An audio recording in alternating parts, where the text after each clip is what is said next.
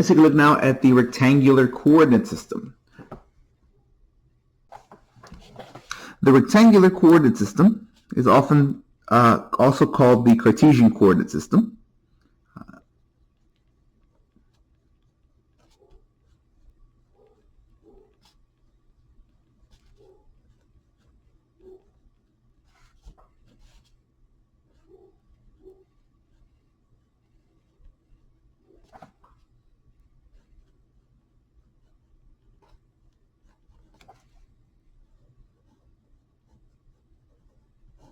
And it's a way of illustrating collections of ordered pairs.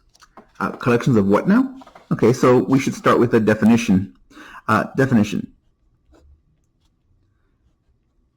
An ordered pair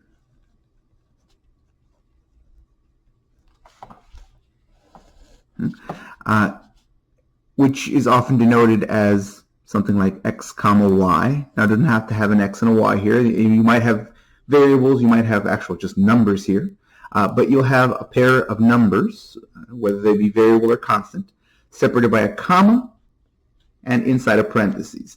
Make sure you have the parentheses on there. Without the parentheses, that's not an ordered pair, it's a list. It's just a couple of numbers. So an ordered pair, which is denoted this way, is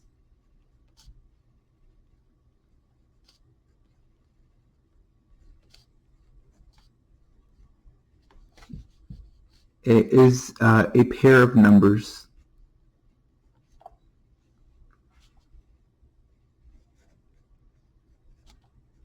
given in a set order. What we mean when we say a set order, that means there is a difference between the ordered pair 2, 3 and 3, 2. So here, even though you have the same numbers, you have an ordered pair made up of the same numbers, these are not the same ordered pair.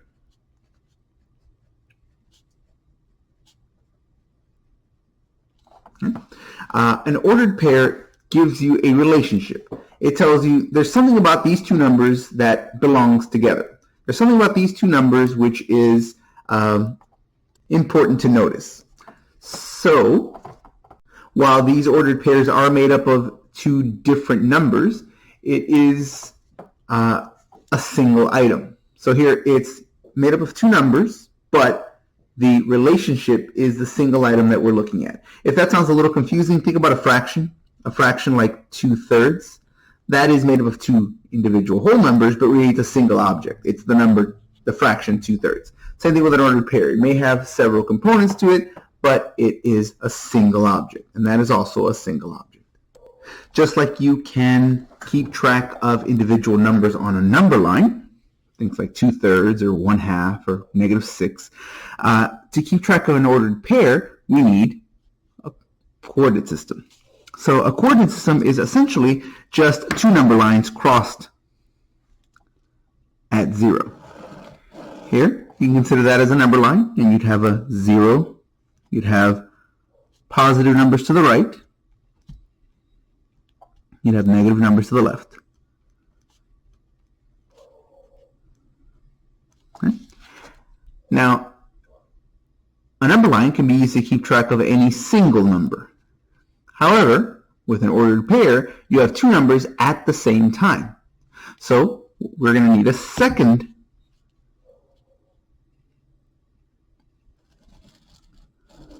number line. Here, we can have 0 on this number line. We're going to have the 0 on this vertical number line in the same place that we have 0 for this horizontal number line. This is called the origin. The origin is the place where the two axes cross. So here, this is called an axis. This is also called an axis. And together, they're called axes. Spelled almost exactly the same way. You got to change that I to an E. This axis keeps track of one of your variables.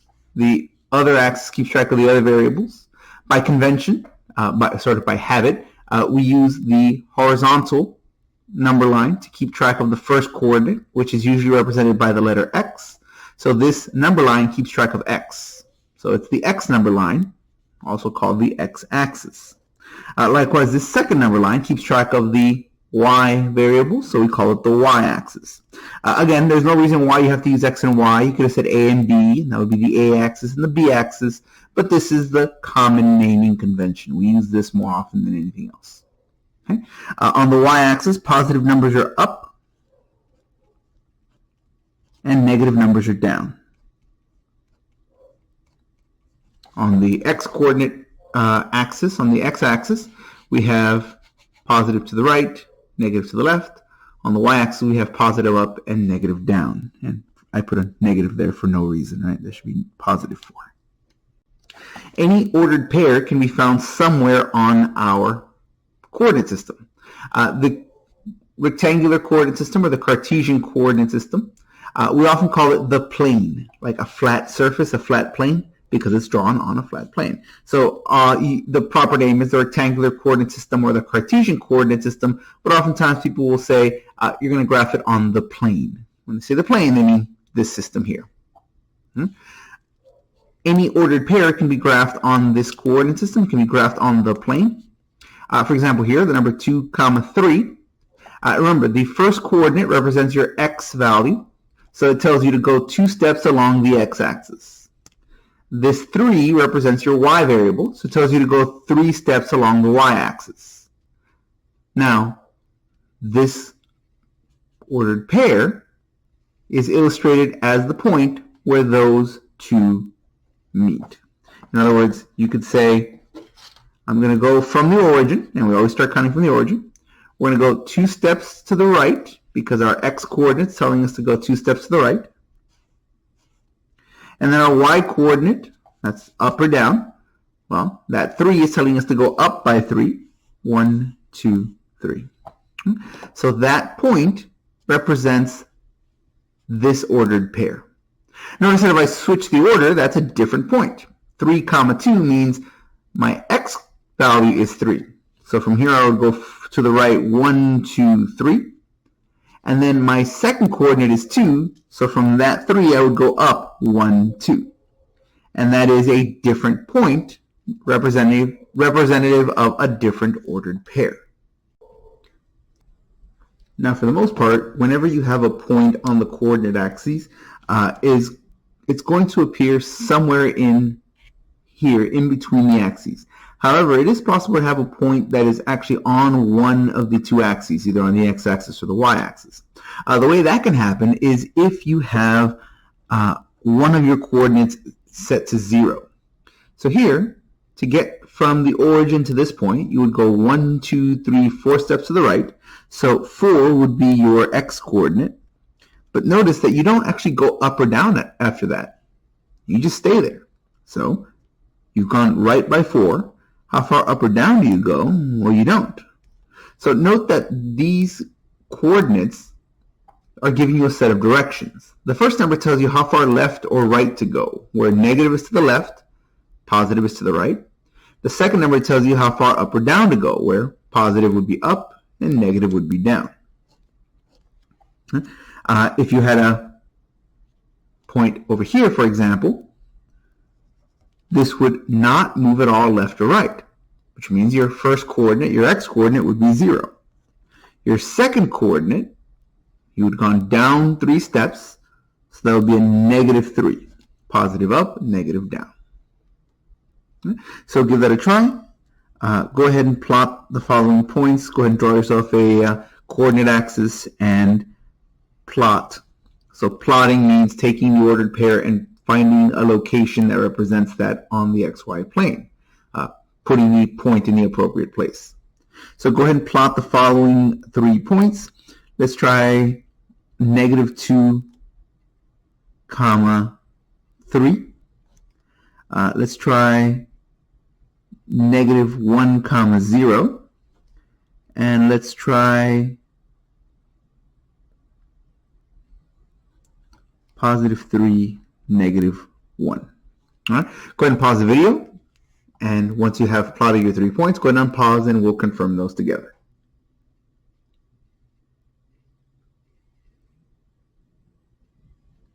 Okay. This first point, negative 2, 3, means go negative 2 along the x-axis. In other words, left by 2. And then 3 along the y-axis, in other words, up by 3. So after going to the left 2, we're going to go up 1, 2, 3 right there. And here I'll even label that negative 2, comma 3. That's this point there. Negative 1, comma 0 means 1 to the left. The 0 means you then don't go up or down at all. So you're just going to stay right there on the x-axis. This would be negative 1, comma 0, like that. And finally, 3, comma negative 1, you would have to move 3 steps to the right, 1, 2, 3. And then negative 1 means you're going to go down 1. So right by 3, down by 1. So that point there would be 3, comma negative 1. Now, these ordered pairs can represent several things. For one thing they can represent solutions to equations, which we'll have to talk about separately. For right now, the first application that we want to talk about, the first way that we can see here is what ordered pairs represent, is to consider two related quantities. Here, you'll note that we have months and height. Now, here I've labeled this. This is the height progression of a 5-year-old child. So here, when we're at time 0, that means the child just turned 5 years old, 5 years and 0 months. At that point, it looks like they have a height of 109 centimeters. Okay. Now, after a month, their height is now 110 centimeters.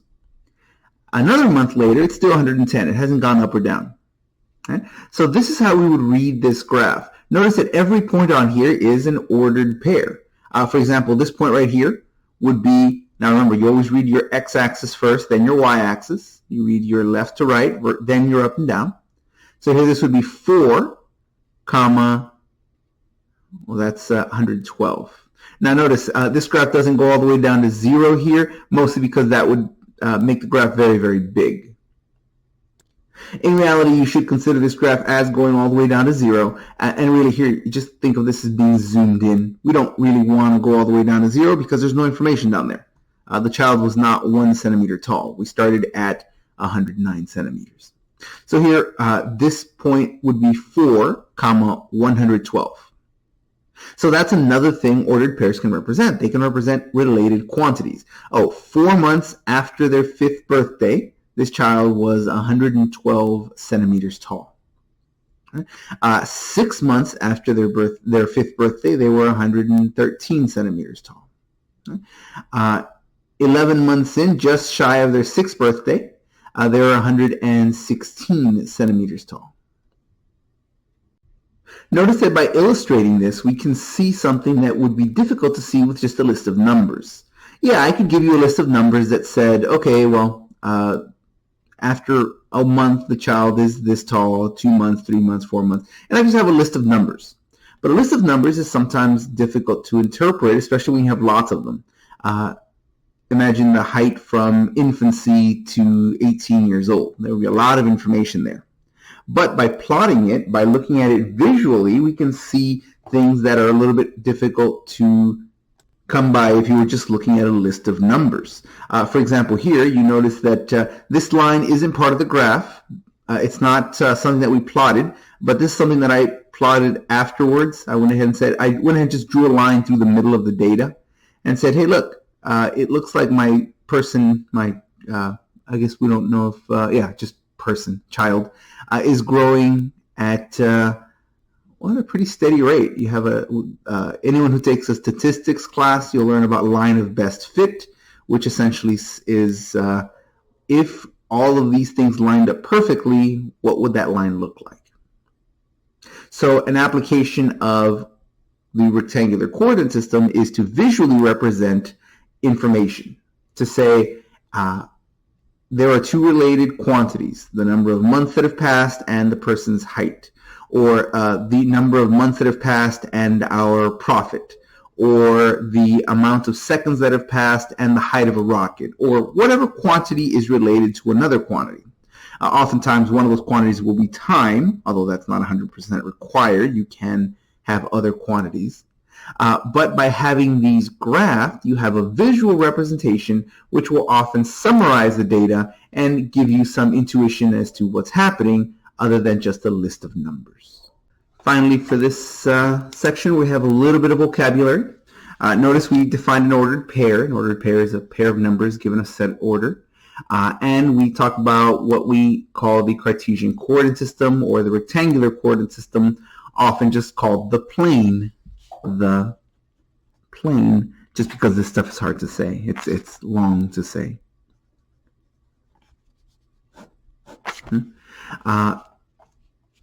When we discuss the plane, we have our two axes, generally called the x-axis and the y-axis, although we can change that name if we like to. And on the x-axis, you have positive numbers to the right, negative numbers to the left, positive numbers up, and negative numbers down, like that. Now, I mentioned that when you plot a point, you can plot points that are on the axes, and you might also have points that are in between. This space that is not on any axis, but rather in between the axes, these are called quadrants.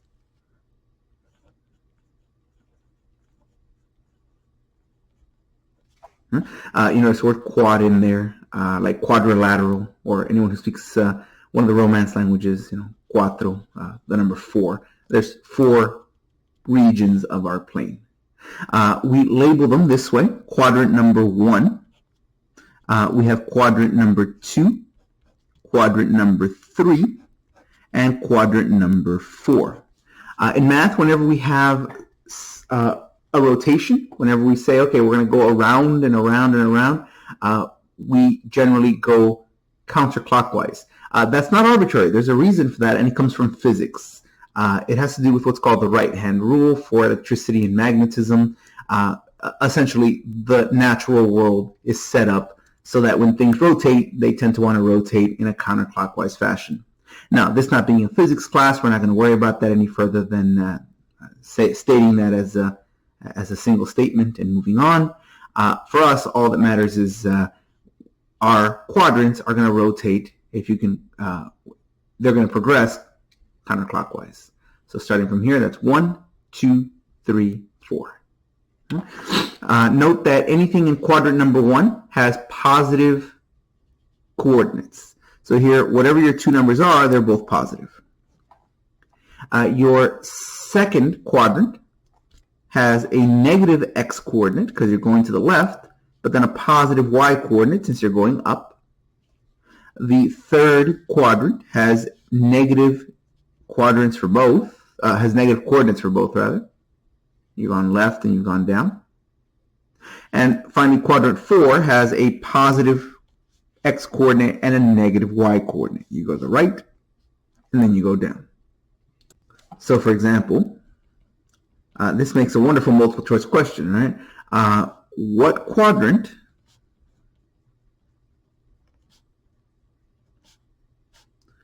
is the point 2, negative 5 located in? Well, let's see. It's got a positive x coordinate and a negative y coordinate. Oh, positive, negative. Oh, it's got to be in the fourth quadrant. All right, so this is a wonderful multiple choice question, isn't it? A, B, C, or D? D. Right, it's in the fourth quadrant.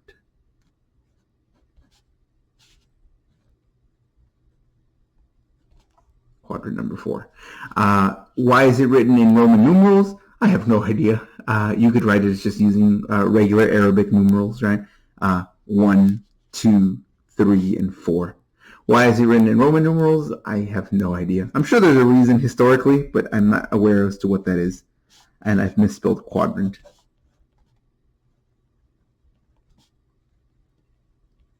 Quadrant 4. There we go. All right, so go ahead and give that a try. What quadrant is the point negative 1, negative 7 located in? All right, give that a try. No, both coordinates are negative. So both coordinates are negative. That means your coordinate your coordinates place you in the third quadrant.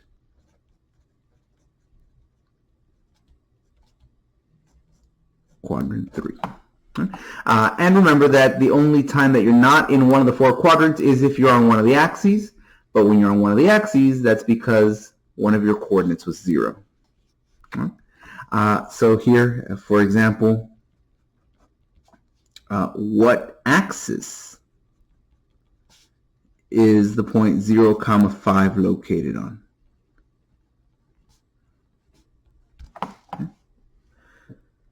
Since my first coordinate is 0, that means I never went left or right. So from the origin, I don't go left or right, but I do go up by 5. So from here, don't go left or right, just go straight up. Oh, that keeps me on this vertical axis. That's the y-axis.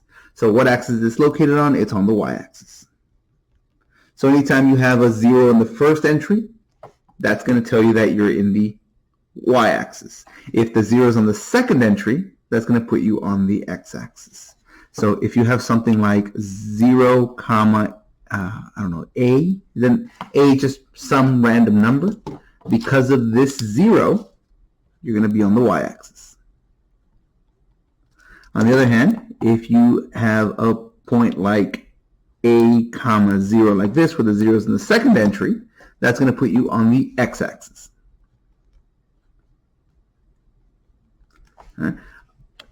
If you have both positive, you're in quadrant 1, both negative, quadrant 3, negative, positive, quadrant 2, positive, negative, quadrant 4.